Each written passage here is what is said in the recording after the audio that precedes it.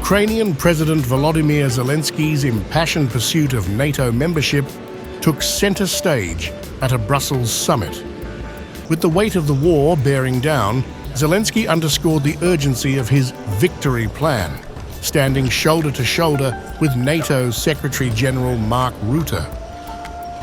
He framed his call for an immediate and unconditional invitation to the alliance as a crucial step for Ukraine's future negotiations to end the war with Russia. Ukraine truly deserves to become the third NATO member one day, and we must do everything to ensure this happens.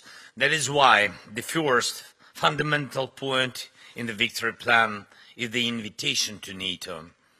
Ukrainians have shown that we can defend shared values, and we are standing against Russia, the biggest threat to Europe and global peace. Just came around to say hello. I'm so fly. You took a nosedive. Careful when you play on my level. For you it's so.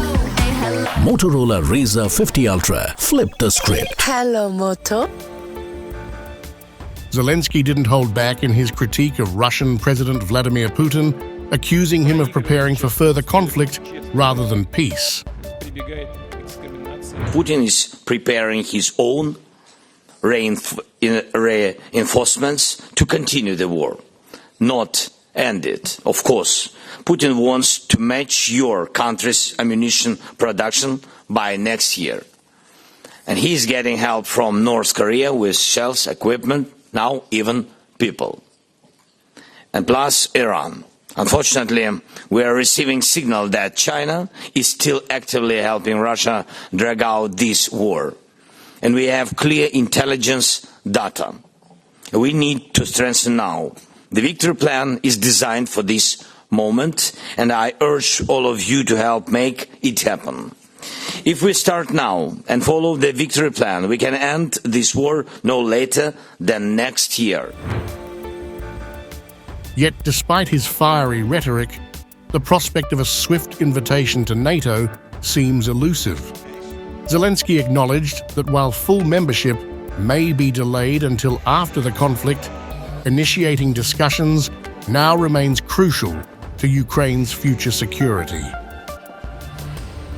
NATO officials, however, have tempered expectations.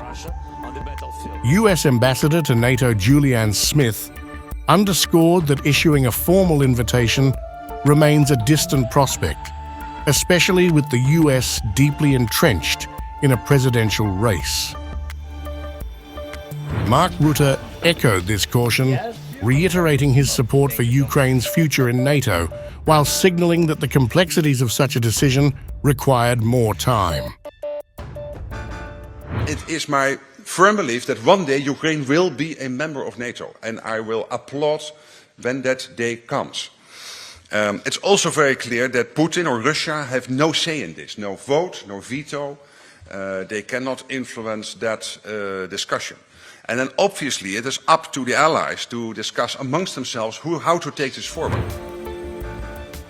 As part of his broader push, Zelensky is also advocating for NATO to allow Ukraine to use Western-supplied weapons for strikes within Russia and engage in joint air defense with neighboring countries.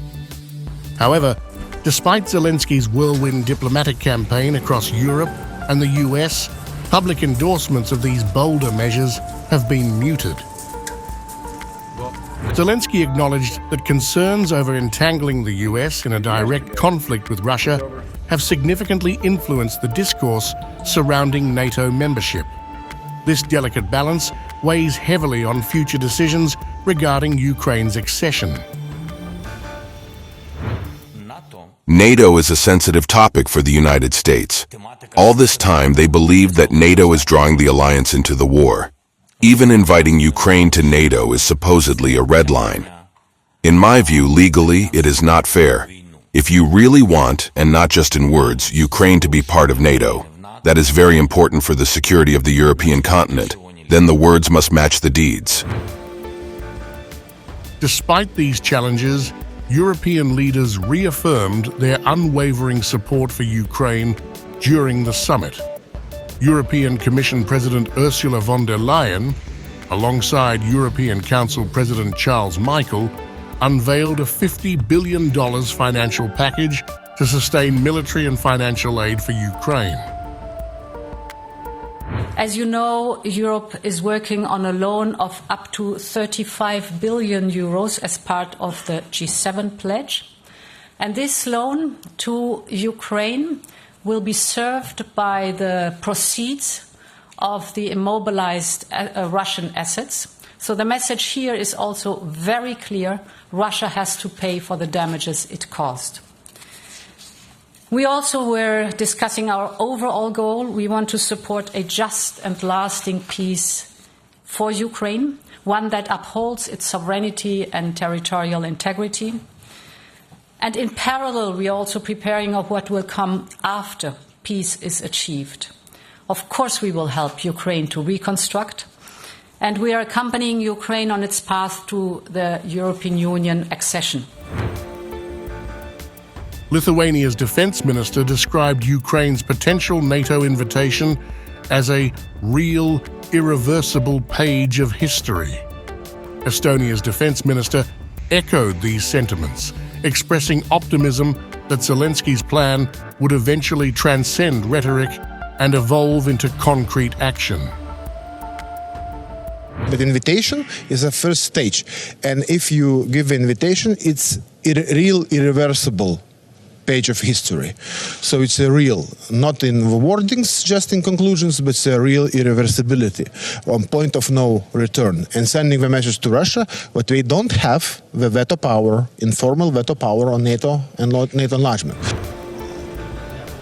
As NATO Secretary General Mark Rutte confidently reaffirmed that Ukraine will one day be part of the alliance, Zelensky's relentless push for NATO membership continues to be a defining element in the unfolding geopolitical landscape as Europe and the world brace for the future of this prolonged conflict.